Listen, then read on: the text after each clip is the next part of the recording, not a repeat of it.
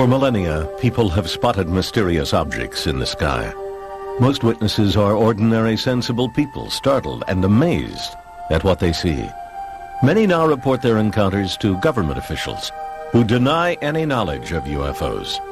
Conspiracy, cover-up, or an ominous miscalculation of the power of the unexplained.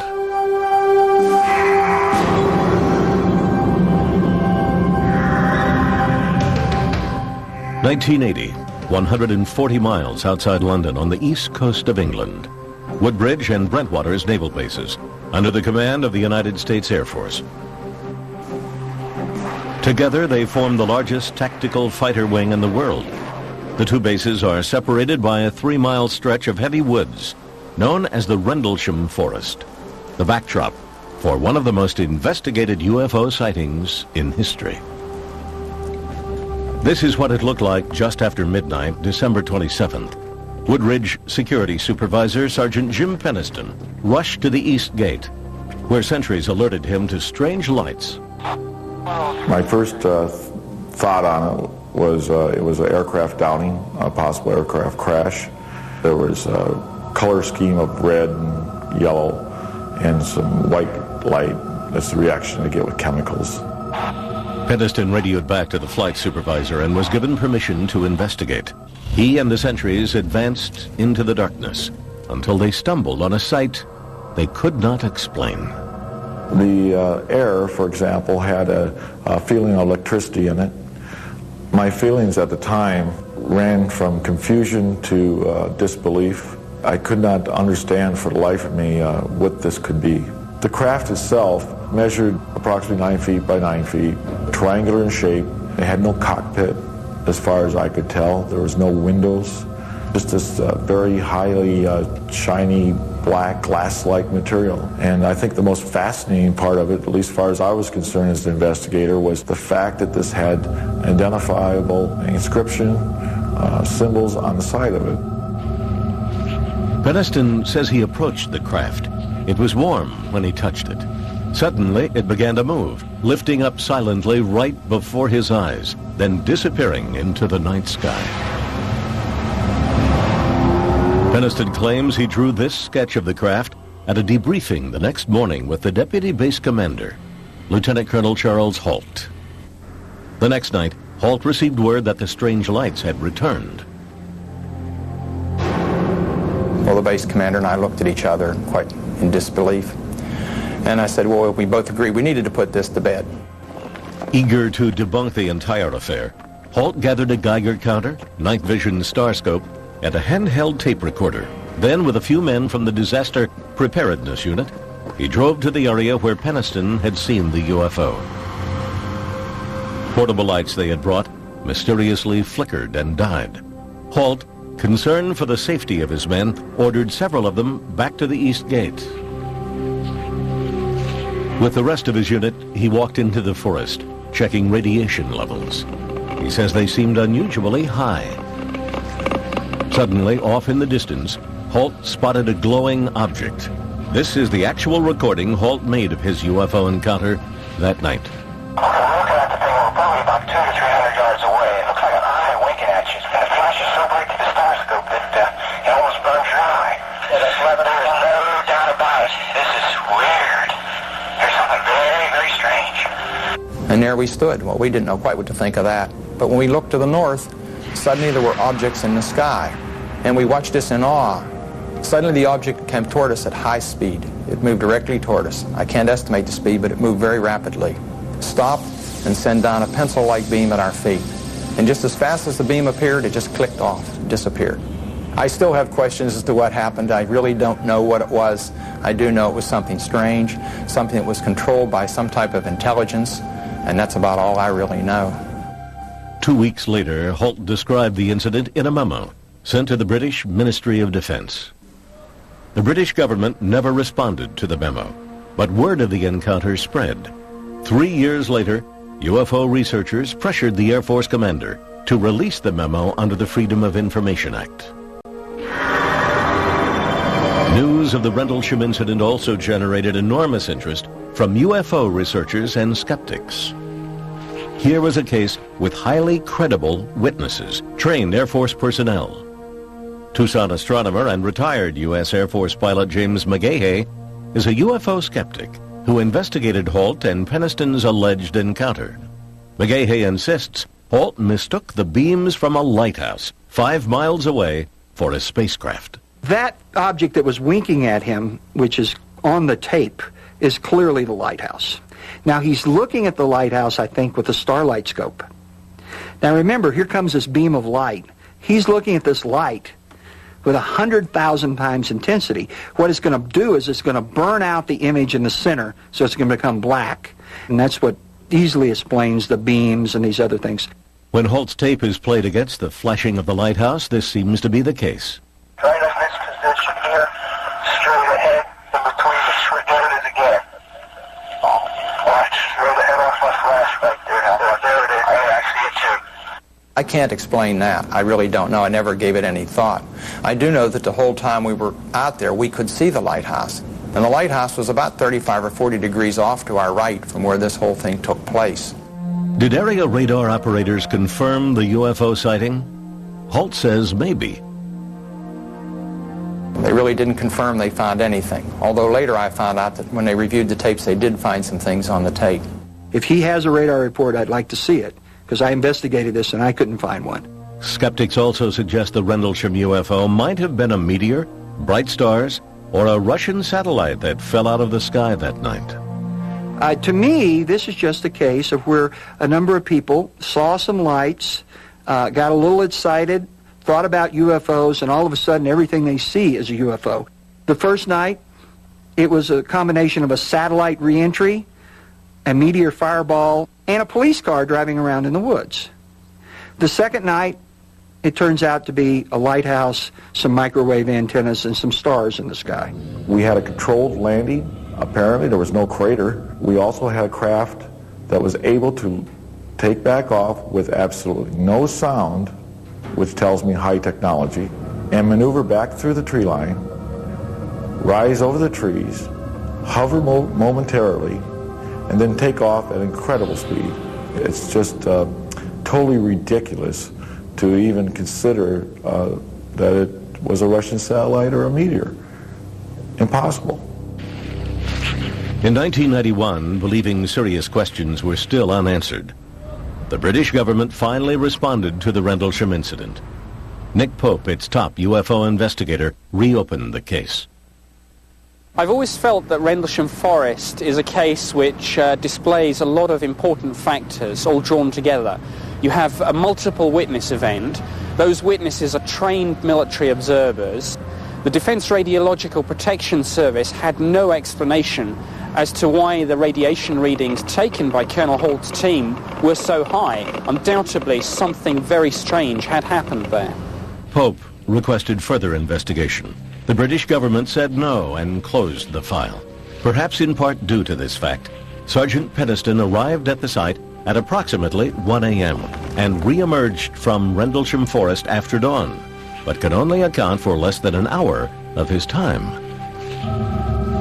Skeptics question how Peniston could make such an historic discovery and yet not report back to base for several hours. What we had thought was apparently only maybe an hour's worth of investigation time turned out to be 4 hours. I got a feeling that it might have been the adrenaline. We were pumped up at that point in time. What is it that Peniston says he saw and touched that night? To this day, he is perplexed by the entire incident.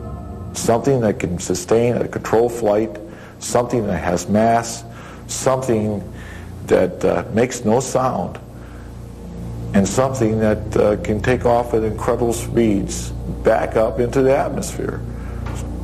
Explain it. I can't.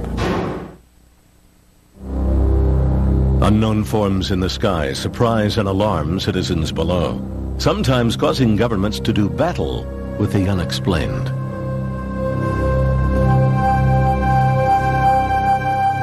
Belgium, the center of Europe, and the focus of one of the most famous UFO encounters in history.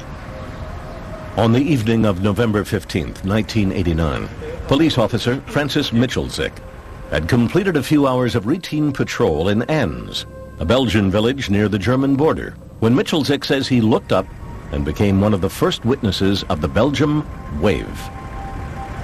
Nous avons observé une masse importante qui était dans le ciel.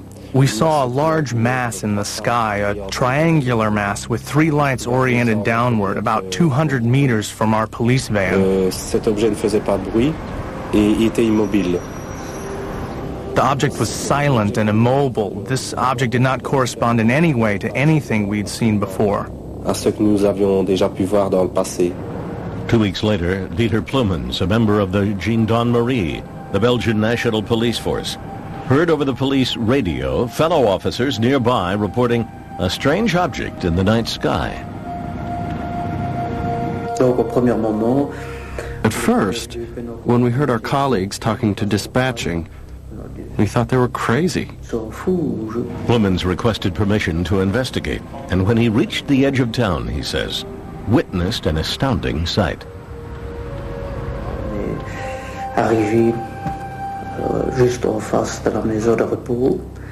We stopped right in front of the nursing home,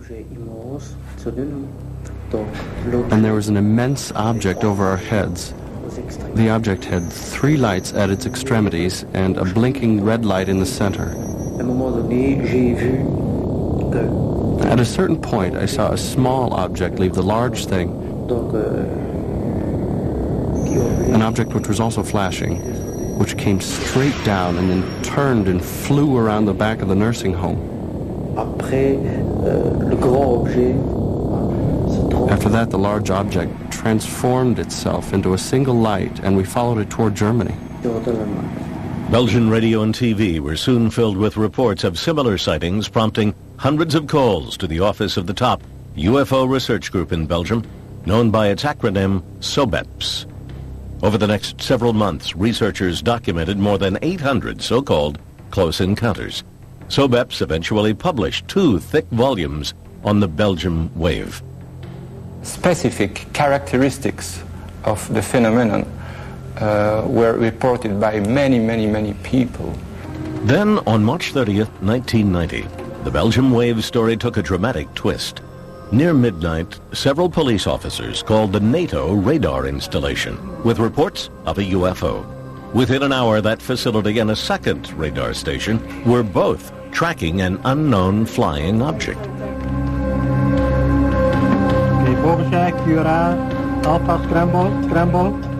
The Chief of Operations for the Belgian Air Force, Lieutenant Colonel Wilfred de Brouwer, ordered Ground Command to scramble a pair of F-16 fighter jets armed with missiles.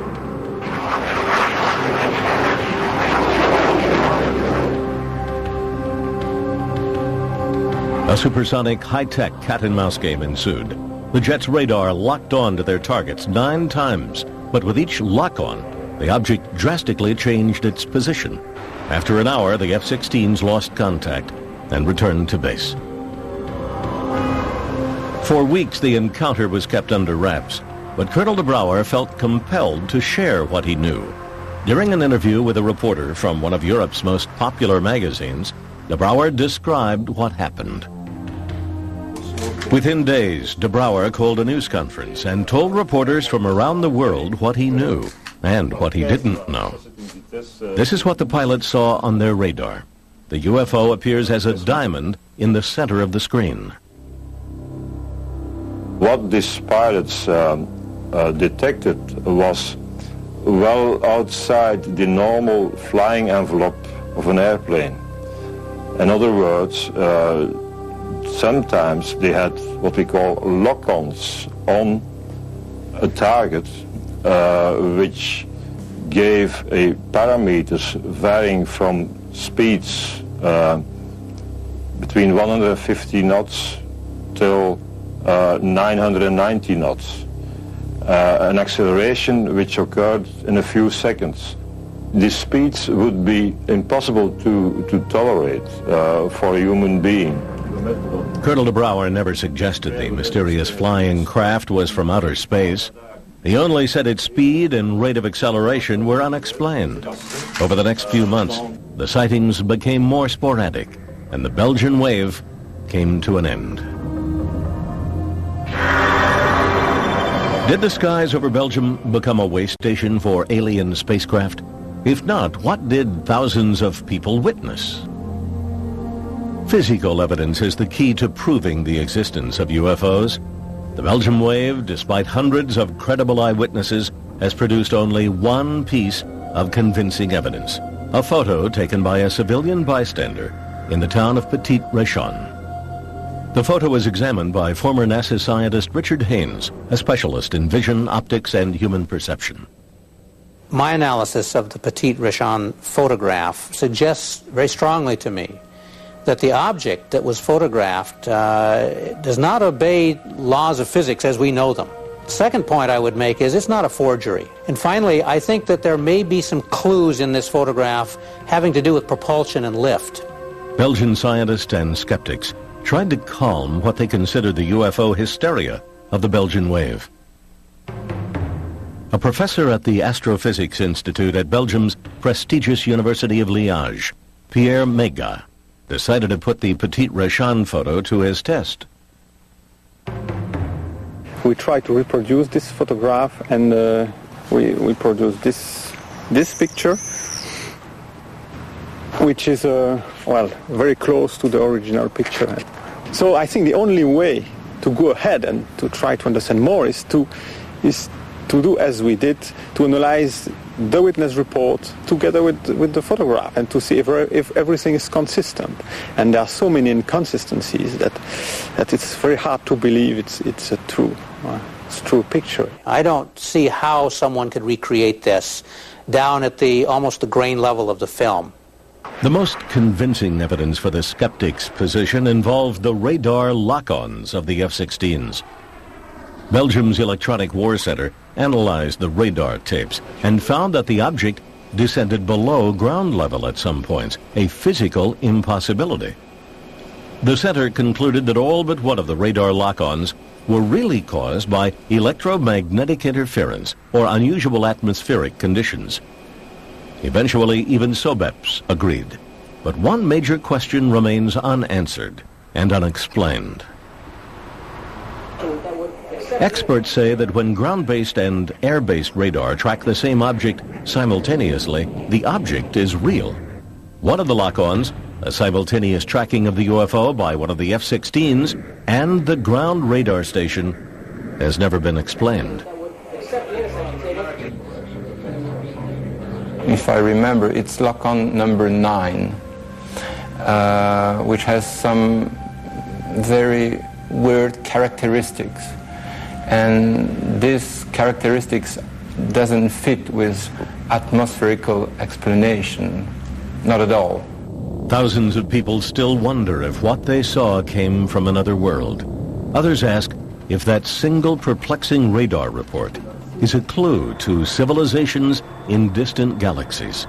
Questions for those who find answers in the unexplained. For years, the U.S. government seriously investigated sightings of UFOs. Thousands of cases passed through the hands of military and other government agencies. Most of these cases had rational explanations. The rest remained classified as unexplained.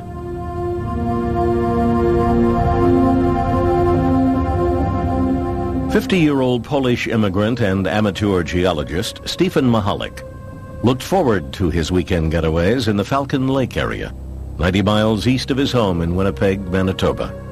This was Mahalik's favorite prospecting site. Around noon on May 20th, 1967, as he examined a quartz formation, Mahalik was distracted by some unruly geese. He looked up and was transfixed.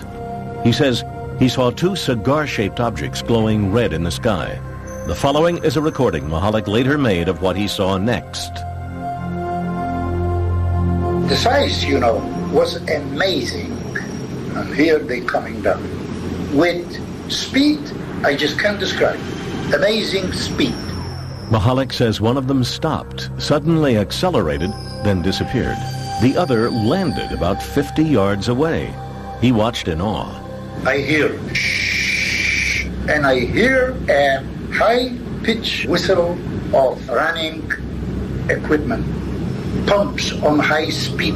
When the thing landed, it was of gray pink color.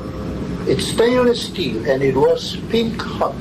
And I can feel the breeze on my face that thing is hot outside.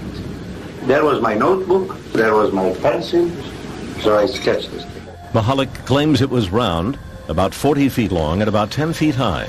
His curiosity took hold and he approached the craft. He examined the outside of it, slowly touching the glowing skin with his gloved hand. It was fiery hot, nearly melting the palm of his rubber glove. Mahalik says the craft rotated, turning its grid-like exhaust vent toward him. The blast of hot gas from the vent knocked him to the ground, setting his shirt and undershirt on fire. Suddenly, the craft lifted off the ground and, according to Mahalik, soared straight up. He threw his burning shirts to the ground, dazed and in severe pain from the burns to his chest and stomach. Mahalik says he wandered around for what seemed like hours before he managed to gather up his supplies. He found his way out of the woods, caught a bus, and later that night arrived back in Winnipeg. Still in pain, he rushed from the bus station to nearby Misericordia Hospital, where he was treated for first-degree burns. Mahalik claims the blast from the craft had etched a grid-like pattern into his abdomen that matched the pattern on the exhaust vent. The next day, Sunday, he was spirited off to the St. Regis Hotel after convincing the managing editor of Winnipeg's highly regarded daily newspaper, the Winnipeg Tribune, that his extraordinary encounter was real. At that time, I said, okay, as any newsman would have done, draw it. I gave him a piece of paper. I think that drawing has become the most famous UFO piece of evidence in the world today. He sat down, he drew it in front of me. I hid it. I talked to him. I called doctors. I called police. And I sure as hell didn't want the Winnipeg Free Press getting the story. Monday's edition of the Tribune led with this headline: Mahalik soon became a sensation worldwide. What followed was one of the most intensely examined UFO cases on record. Over the next 2 years, Mahalik's burns kept recurring and no one could explain why. He was examined by more than a dozen physicians in Canada and the United States, including doctors at the Mayo Clinic. An investigation by the Royal Canadian Air Force concluded that the abdominal burns sustained by Mr. Mahalik remain as unexplainable as the source of the burn. The Mayo Clinic psychological report further concluded that Mahalik was not prone to delusions, hallucinations, or any type of emotional disorder. Perhaps the most influential investigation was conducted under the auspices of the United States government. The chief investigator, physicist Roy Craig, is now retired and raises llamas on his Colorado ranch. His job was to investigate UFO reports and find physical evidence. We responded to the Falcon Lake report as soon as we could. Now, there's no value in seeing a landing site that somebody's had a chance to go back and prepare for me to look at. But if we could get back and find a landing site that had not been seen by anyone else, there may be something there that we could use as real evidence that he had a real experience. 2 weeks after the encounter, Craig flew to Winnipeg and joined Mahalik on his first return to the landing site. He guided us on what he said was a big search for the site. Actually, we just roamed around in haphazard circles, coming back to about where we started, and didn't go very far at all. He was trying to give us the impression of leading us on a search for a site, and we all concluded that the site probably did not exist. With no apparent physical evidence, Craig classified the case as without merit. The American investigation was over. University of Manitoba astronomer Chris Rutkowski, believing the government reports left many questions unanswered, launched his own investigation. In 1994, he published The Falcon Lake Case, Too Close an Encounter, in the respected Journal of UFO Studies. The terrain around the site is very rugged, very rocky. The brush is very, very dense. The trees all look alike. The rocks all look alike. And to a person who's disoriented, not feeling very well, it might be very, very difficult to find the exact site after some period of time has elapsed. Skeptics disagreeing with Rutkowski also do not believe that Mahalik would make physical contact with an extremely hot object he assumed was a UFO. But this does not surprise his son. He is the kind of fellow that fear is not in his vocabulary. Not that he's a fearless man, but that when he sees something he doesn't understand, he doesn't fear it. He just chooses to understand it. Skeptics wonder why no one else saw the craft. I talked with the people who were in charge of managing the fire tower. It was manned at that time, and the people were absolutely certain that there was no way that two vehicles like he described, glowing as they were, could fly into that space and out again.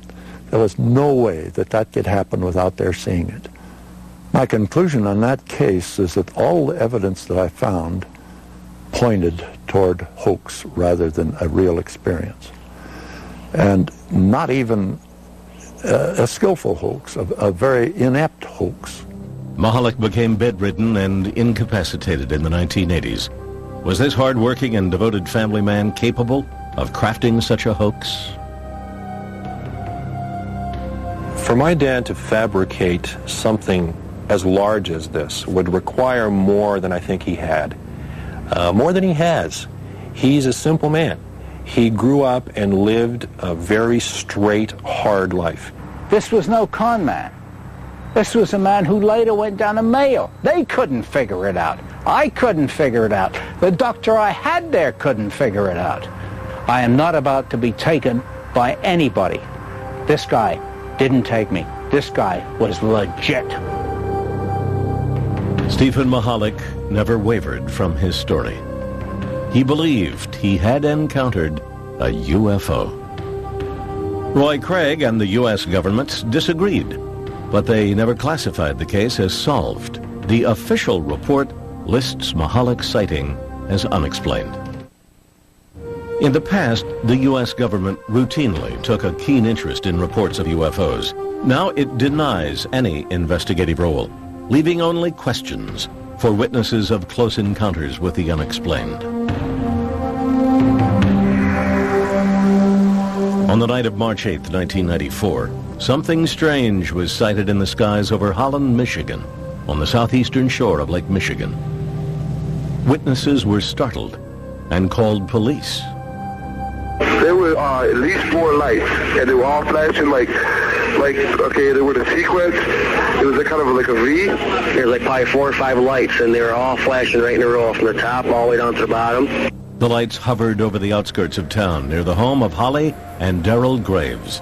Their 15-year-old son, Joey, was sitting in the living room watching TV. Out of the corner of my eye, I saw a light, and I looked out the window, and there was a round circle of lights.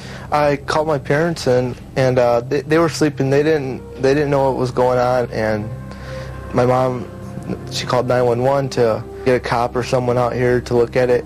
911. We were just wondering, have you heard anything about these lights that are flickering up here? It's different. I've never seen anything like it. Okay, we'll have somebody check it out. It looked like a sphere. The lights were really weird because they changed, but they kind of faded into a different color, so it wasn't like regular lights. So it was kind of weird. We watched it up to about a half hour, just slowly moving south. We were just in awe, I think, about the whole thing. There was no noise. It was very peaceful out. We just stood there and watched this object. At that moment, Officer Veldhaus pulled in the driveway. What I saw were 2 bright lights. Their movement was something that really caught my attention. Their speed accelerated, and then it slowed down again. And I decided to have our 911 dispatcher contact a radar operator in Muskegon, Michigan. It was a clear night. It was about 10 p.m. I was alone on duty, and we had a call from the central dispatcher in Ottawa County, which is quite common for the police department to call us whenever they have any type of weather questions. Weather Service, Muskegon. Hi, Muskegon. This is Ottawa County 911 calling. You getting anything weird down in the southern Ottawa County area? Bouchon checked his radar for any images, what radar operators call returns. I'm seeing 3 of those. They're very strong.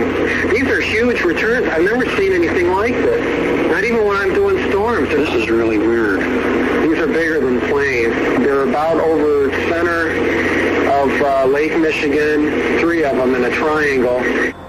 What was extraordinary about the case was that radar apparently detected the object at the same time witnesses saw it.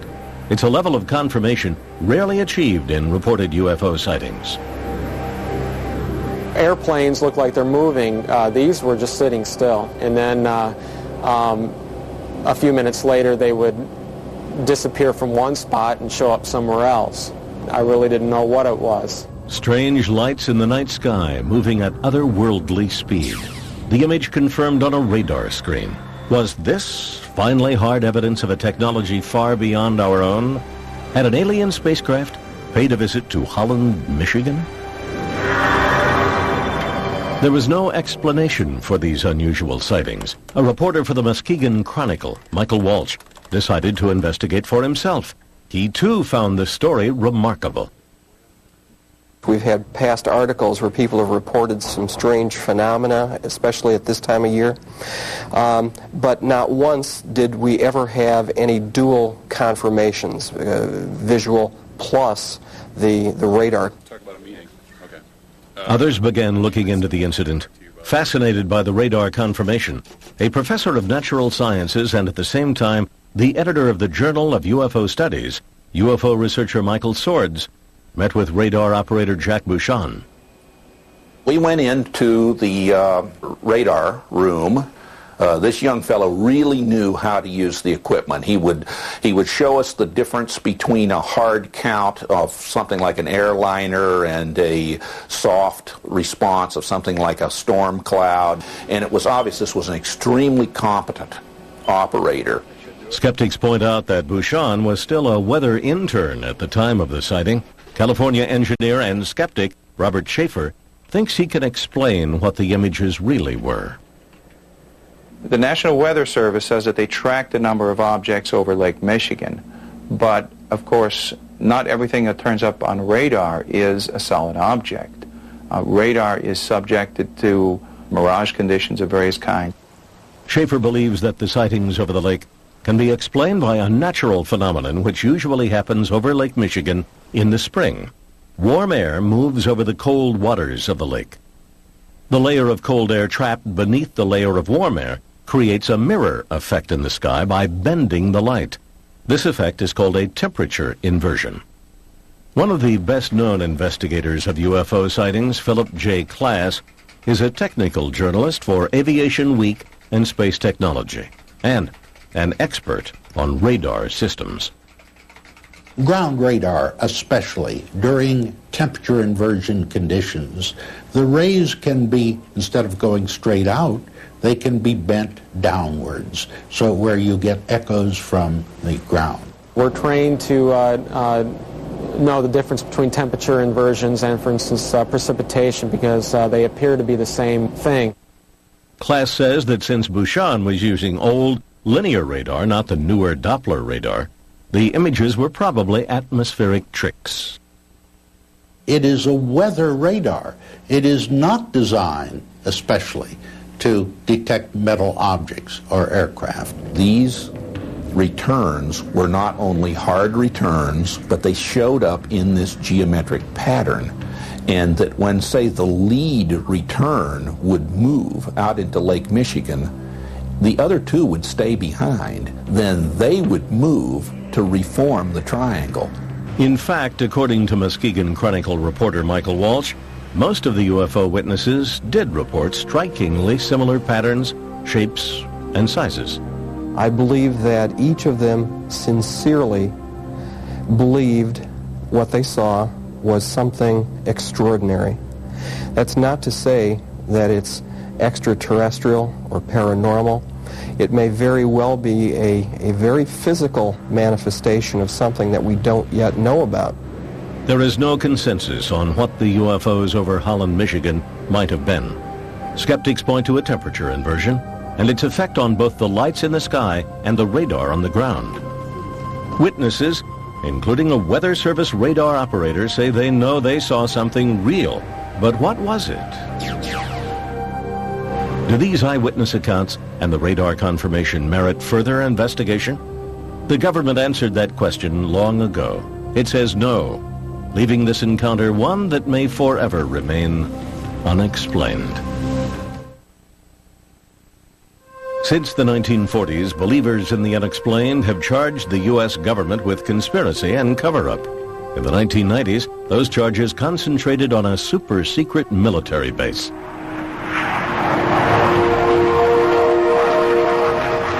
In the heart of the desert, on the outskirts of Las Vegas, sits Nellis Air Force Base. 85 miles to the northwest is Restricted Area 4808E, popularly known as Area 51, a jumble of mysterious hangars and runways in one of the most desolate places on Earth. Officially, it does not exist. Here is where the U.S. tests its most exotic flying machines. The B-2 stealth bomber, the Blackbird, and the U-2. The Area 51 control tower identifies itself to area pilots only as Dreamland. There are no tours of Area 51. Instead, soldiers carry loaded machine guns with the authorization to use them. This base, shrouded in secrecy, has become for many the focus of the world's fascination with UFOs and its hope for contact with extraterrestrial life. UFO fans from all over the world drive the extraterrestrial highway, a lonely stretch of road that hugs the perimeter of the base, to Mailbox Road. From this location, hundreds of UFO sightings have been reported.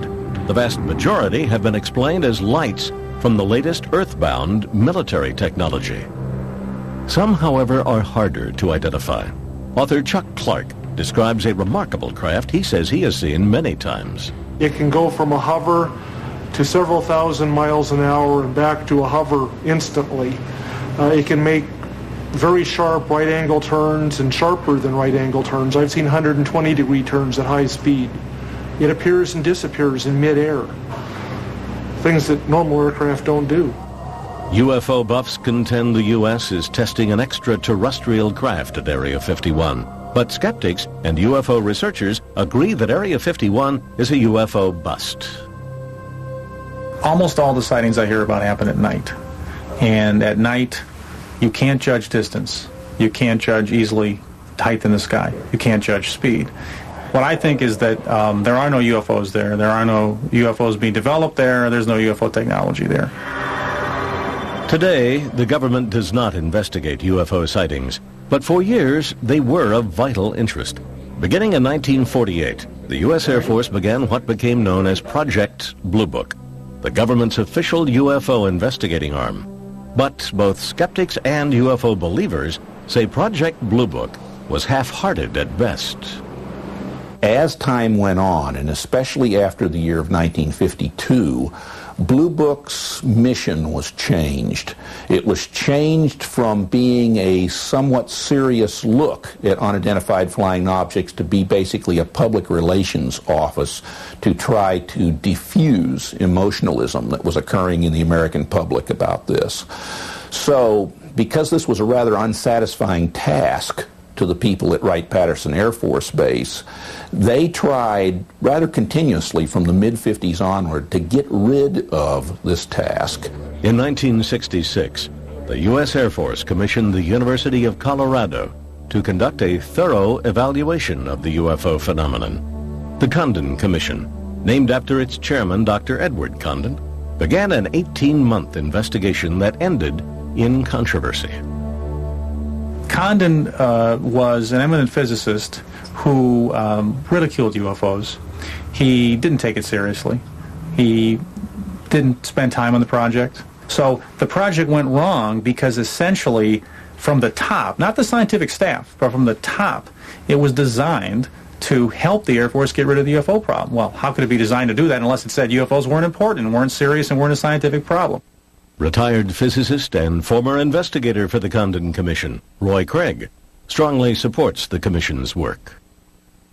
We'd have some excellent reports come in with all sorts of proof that there was a strange vehicle there.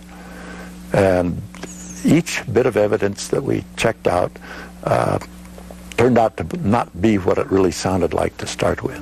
The Condon Commission concluded that the government should stop investigating UFOs. As a result, in 1969, after 21 years and 15,000 UFO reports, including thousands classified as unexplained, the Air Force closed down Project Blue Book. But interest in UFOs remains high, despite the official position taken by the government.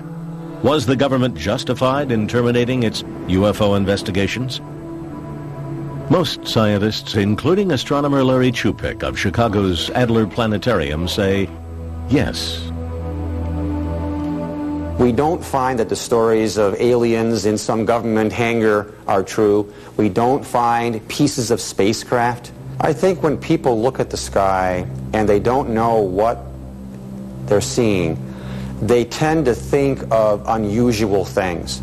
I don't reject the idea that there are flying saucers on Earth from elsewhere on the basis that has always been given that our universe is so vast that they couldn't get here, and therefore they aren't here. We could not, because of our ignorance of our universe, say that other beings could not be here.